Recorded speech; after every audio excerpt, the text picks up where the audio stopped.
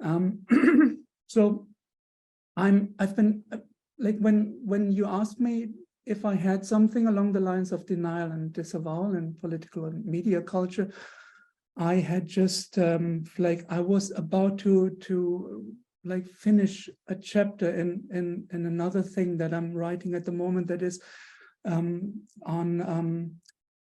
what I call formative media, like that is kind of especially digital media platforms that seek to insert themselves into those, call them relay stations in our subjectivity, that are kind of responsible for making us grow, that are formative to us. And so I'm looking specifically at how particular platforms do that. And so I was working on something on YouTube, and then I thought, okay, that seems to fit quite well, because I have found a kind of fetishistic structure in YouTube's engineering literature, which I've tried to read my way through. So I've called this here, "Have Your Cake and Feed It Forward To." It's a bit of a stupid title, but bear with me. I think it will be like, I have a point there. So it's YouTube struggle with what they themselves call responsible recommendations.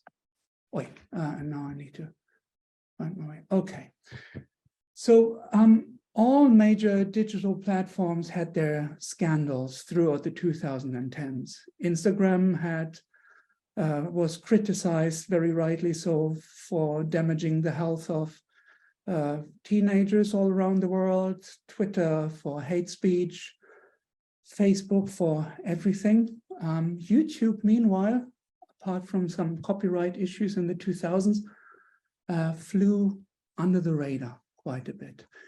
This changed, as you might know, in 2018, when then broadsheet newspapers leaning toward the left looked at especially the recommender system, the algorithm that recommends what to watch next and feeds it into the autoplay mode if it is on, which is like the default function. So they looked into this and found something quite interesting and also a bit scary. The Guardian, for example, fiction is outperforming reality.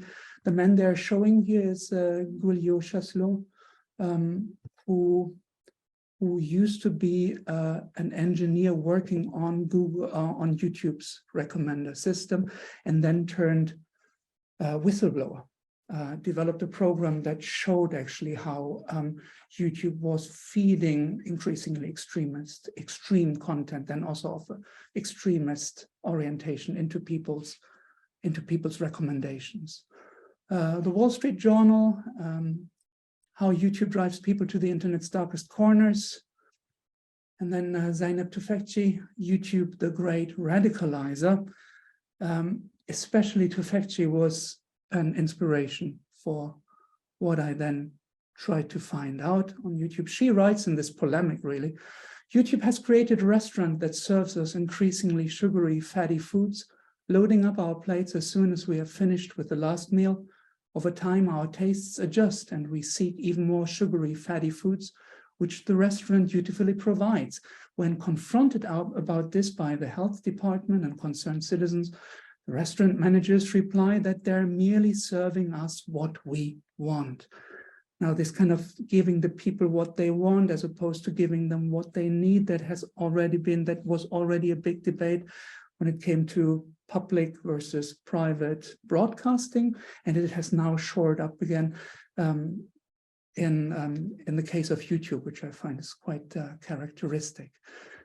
YouTube then responded to those critics and critiques, most resoundingly perhaps last year by the Vice President of Engineering, Christos Goudreau, who announced in the blog post that YouTube will change its ways and change its focus from mere recommendations to responsible recommendations, and from mere watch time, meaning like keeping people hooked for as long as possible, to valued watch time, to something that people really can use and get something out of, something bit more qualitatively highly stimulating. As you could see from the newspaper clippings, most of what this kind of debate about the recommender system turned political immediately. So my idea, coming from a psychoanalytic perspective, also interested in the politics of that, I thought, but like there was a lot of research then going into this direction. And I thought, okay, like let's suspend that kind of like it's feeding into radicalization and extremism. And let's look at this kind of oral aspect that especially Tufekci so poignantly gestured towards in her, like this culinary metaphor of the fast food restaurant. So my research interest here is like, what is this oral dimension in the recommender system? How does it become operationalized and acted by the system? What are the potential effects? And then further, like in YouTube's promised focus on responsible recommendations, like how are these being like designed, imagined and engineered? And this is here where I find this kind of magical thinking of have your cake and eat it too. So my argument, to like call the shots up front, YouTube's recommender system has indeed been designed as a kind of feeding tube, seeking to keep people in rhythms of feeding and in holding patterns for as long as possible. While the critique against the platform indeed triggered a quasi-parental rhetoric of responsibility, this, however, is contrasted by this quasi-magical logic in the engineering literature, in the conceptualization of the system itself. So as I can deduce from publications, the ultimate indicator of what users get out of watching YouTube is still measured by that one oral metric, which is watch time, which is like, you know, are people like staying on for longer, which like doesn't make any sense, but like this is the kind of thinking that then comes to the fore in the engineering publications. So responsibility on YouTube thus only reaches as far as it does not hurt how long people are latched on. This is not too astonishing, but it's still quite interesting unearthing that in the actual like design of the algorithm. So what I want to do in the following, and I'm afraid I'll need a little bit longer than 20 minutes. I tested that, but okay, short introduction into psychoanalytic understandings of orality, which then also segue into the questions of addiction. And then against this background, I want to like point out a couple of exemplary understandings of this engineering literature so as to flesh out this magical logic. Before that, a quick disclaimer, since my argument is like going into the field of addictions and dependencies.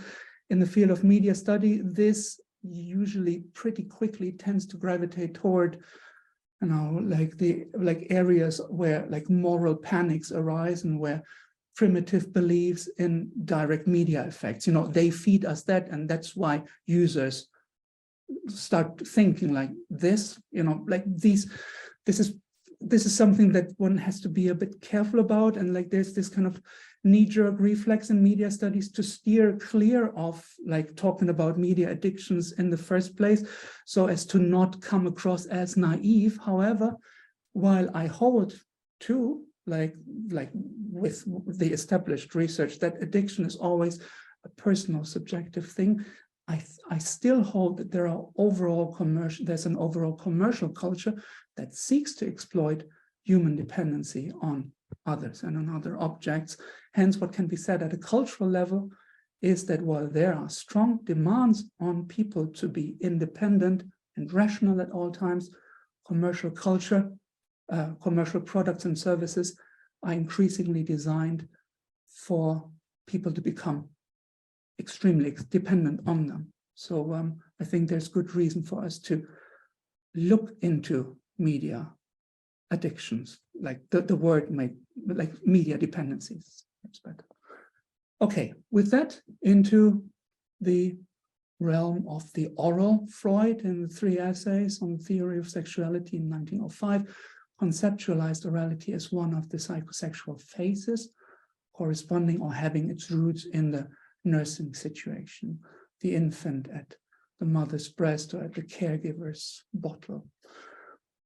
So orality is associated with everything that has to do with the mouth, eating, drinking, sucking, slurping, licking, kissing, and so on and so forth.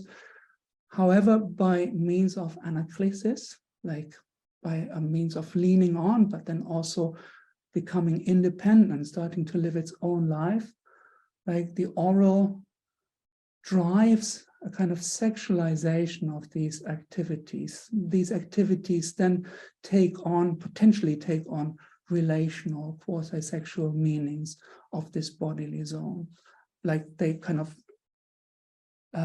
they depart from like this kind of maintaining life functions.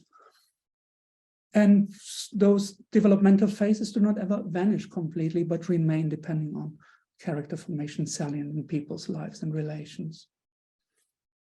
Now, in early psychoanalytic works, orality then also soon became connected with addiction, but there in like the early works, it was tied to notions of hedonism, like, you know, these irresponsible pleasure seekers, and that did not help the understanding of dependency as well. However, later advances into the field from the perspective of psychoanalysis managed to integrate the oral with notions of attachment, of attunement, and then also started to emphasize the importance of the entire nursing situation, the scene, which falls into three aspects, roughly speaking: to be fed, to be held, not only physically, but also by the mother's gaze, and to be stimulated. And this being stimulated, that's interesting because that points beyond this feeding and holding scene, this nursing scene, because it instills a curiosity in the child, a kind of a self-feeling that it wants to explore and encounter the world, like to leave the dyadic couple structure. So stimulation points beyond this kind of pacification,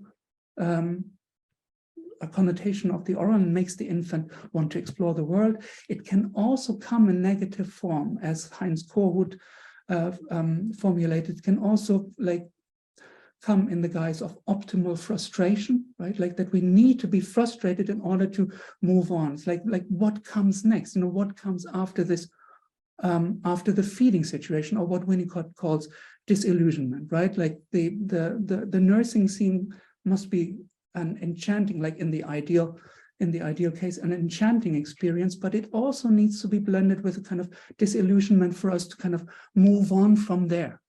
So this is also something that I'm very interested in here. So accordingly, psychoanalysis now sees also addiction as rooted in the relational, in relational conflicts and deficiencies that somehow are connected to feeding and being fed, holding, being held, and also stimulated in some way. With the drug of choice, the type of stimulation then chosen representing both a solution to and an escape from such problems, such that the conflicts being held.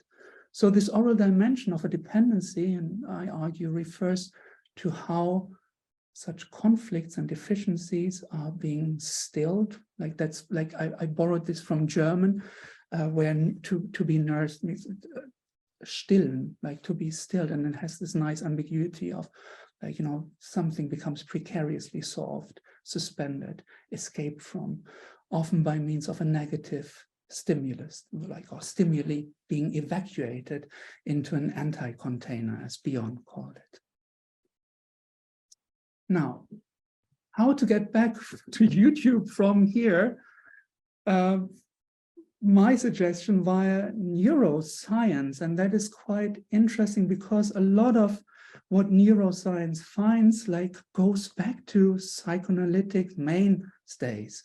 For example, recent fMRI scan experiments have corroborated the good old concept in psychoanalysis of displacement, where an affective attachment is displaced from one object to another. So compulsive pining or craving can shift actually from one object to another, from one field to another. For example, to miss an ex-lover in fMRI scans has shown significant activity in exactly those brain centers that are also centrally relevant in a cocaine addiction. So you can just have the same kind of craving, same kind of pain centers involved in Then in turn, substance addictions have also shown strong neural similarities with people's problematic relationships to media. So it seems to be entirely plausible to also become addicted to media. Now, a little thought experiment then. So if YouTube were a drug, I was asking myself, so what solutions would it then offer, and to which problems, what conflicts? Again, like the disclaimer of dependencies are subjective and individual, but at the cultural level, I find that YouTube can be seen to function as such an anti-container, where the demands of a neoliberal digital culture to be super present, to be ambitious, to compete, to be always excited and sharp and on and awake and woke and what have you, where this kind of presence can be stilled, where it can be kind of evacuated towards. And in this respect, YouTube indeed inherits this kind of dependency function that has always been ascribed to television. I mean, I'm not saying that television is a huge addiction machine. Most of the addiction that is being described to television has been a kind of third-person effect. Oh, it's not me, it's not my friends and family, but it's these other people who are vulnerable to that, right? But the people who actually admitted to unhealthy television habits, they pointed exactly to this kind of stilling mode, to being latched on and to kind of evacuate thoughts. Okay, if you're not convinced, that's fine. Let me show you some of the literature. And there's tons of it, and I only kind of copied 5 of the titles. Don't need to look at them, but there's really it's in the hundreds. I think I've come through about 30. The challenge is not so much those impossible mathematical formulas. The text describes fairly well. The challenge is really, they're quite hard reads usually and quite boring, but keeping at it, you can work your way through it, and it's quite astonishing what one then finds. So if I may just so the history, what I learned from my reading this literature is you can go down to the history of recommender systems. I give you just a couple of pointers for your orientation. So already in the early 90s, it started machine learning was becoming based on reinforcement systems. These then become applied to recommender challenges, recommending tasks, recommending people what item to watch next, already there. Netflix is the classical example. What DVDs do we send out to our customers before Netflix became a streaming service?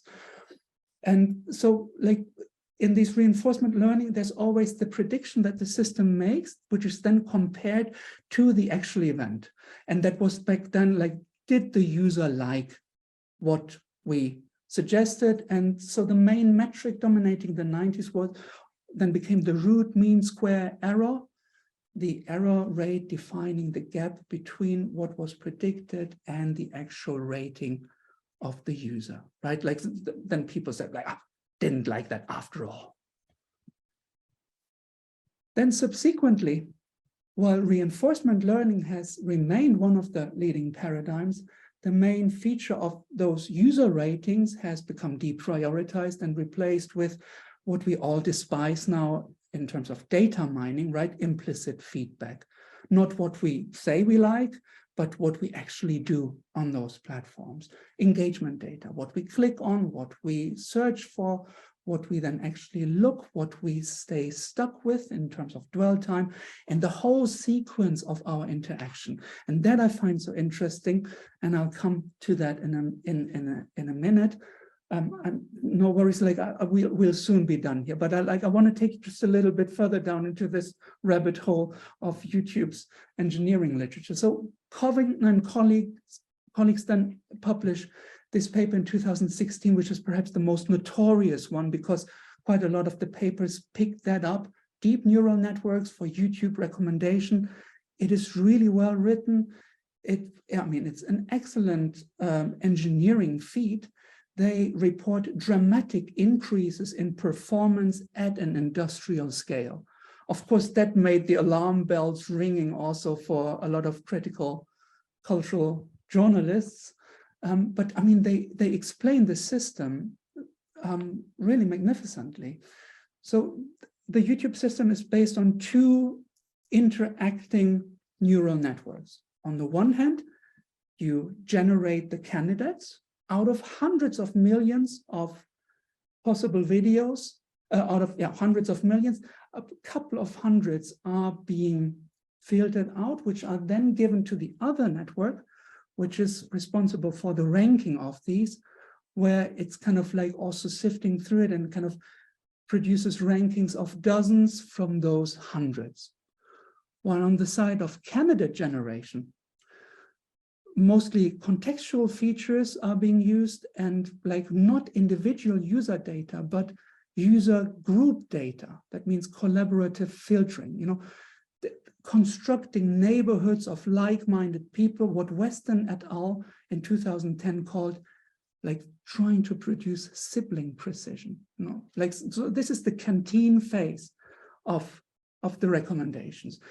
They're using like, you know, time of day in the week, the location from which you access YouTube. Are you logged into your account or not? With what kind of device?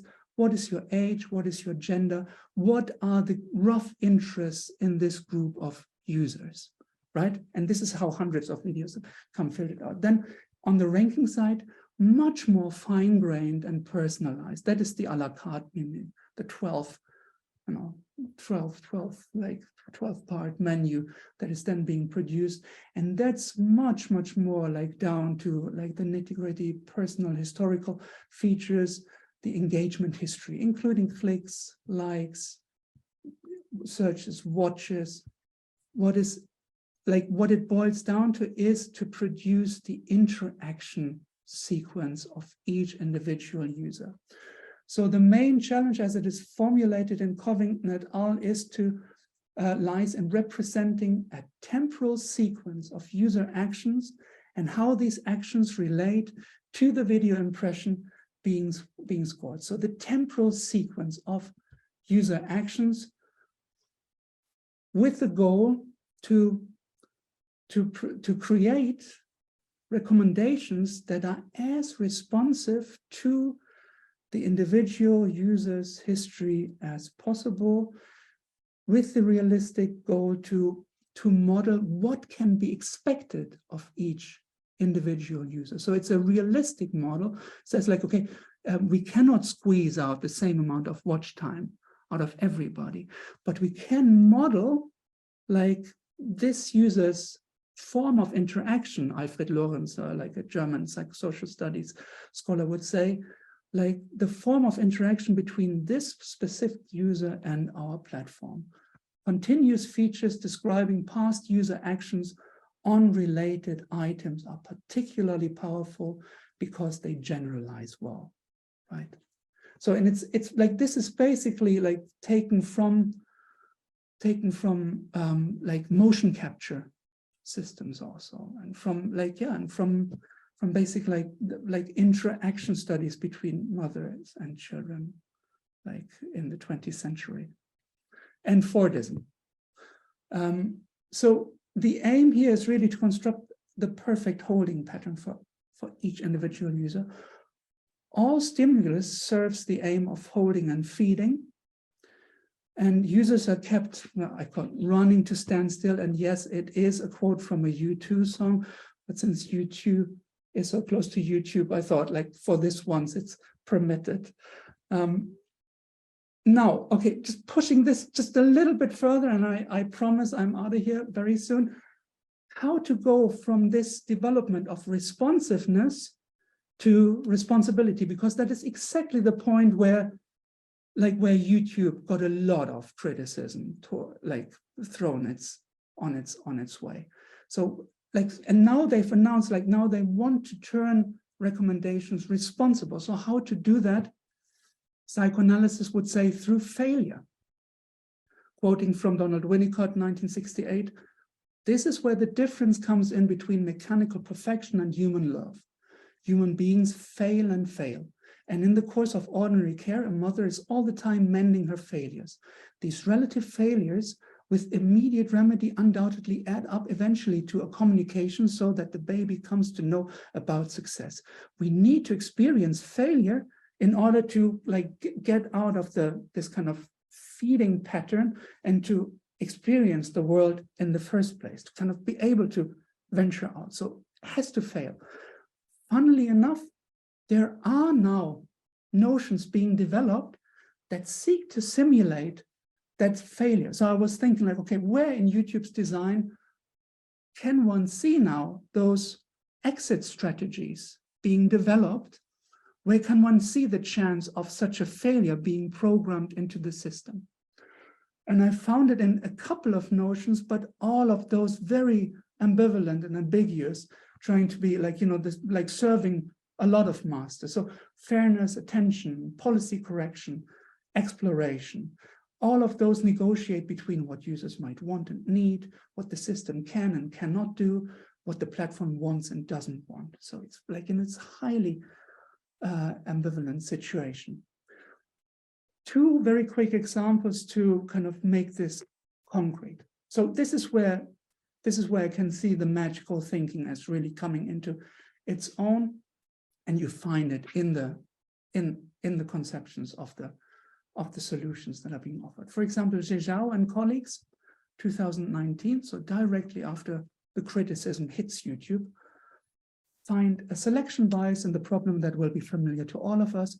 A user might have clicked and watched a video simply because it was being ranked high, not because it was the one that the user liked the most, right? We click on something, we go to the toilet, it plays, and then all our recommendations on the page are full of what we really don't like. So there's kind of the question of how to stimulate users responsibly, but also a couple of other things that, so it's this kind of admixture of weird things. This can lead to the misalignment between users' implicit feedback and true user utility, what they get out of it, stimulation, what they, getting out into the world, for example. The proposed solution in this article is to replace traditional ranking model with a new one, can take into account in a better way multiple objectives. All sounds well, but then they turn to suggest how they want to measure the success. So they write, our ranking system learns from two types of user feedback. Firstly, engagement behaviors, clicks and watches.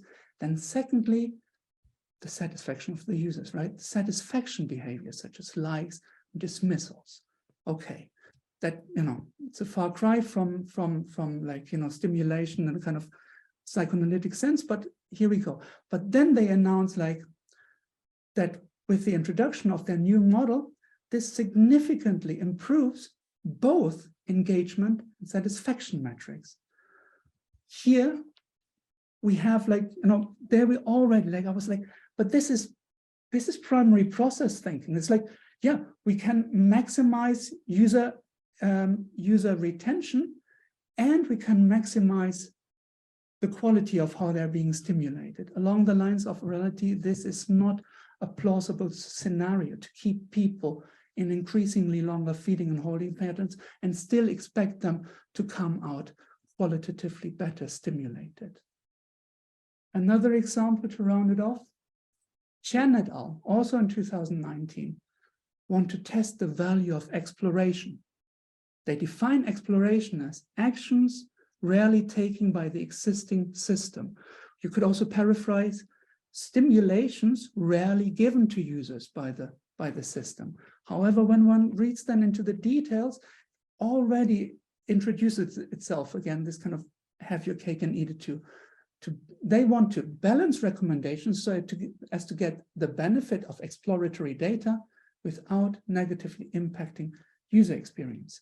With the result, again, they say, okay, compared with the older system, the proposed new recommendation policy is, yes, more likely to observe the outcomes of some rarer states. So we get more, like a more diverse stimulus. At the same time, and that always needs to come, it resulted in a statistically significant increase in view time.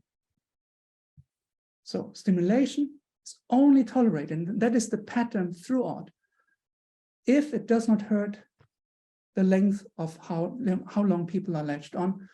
YouTube wants mental growth, and they're working on it, but so far only in unison with a growth in watch time too, and that is not sustainable. I conclude, YouTube fails to take its responsibility seriously because it fails to fail in its attempt at becoming the perfect feeding tube. Thank you very much.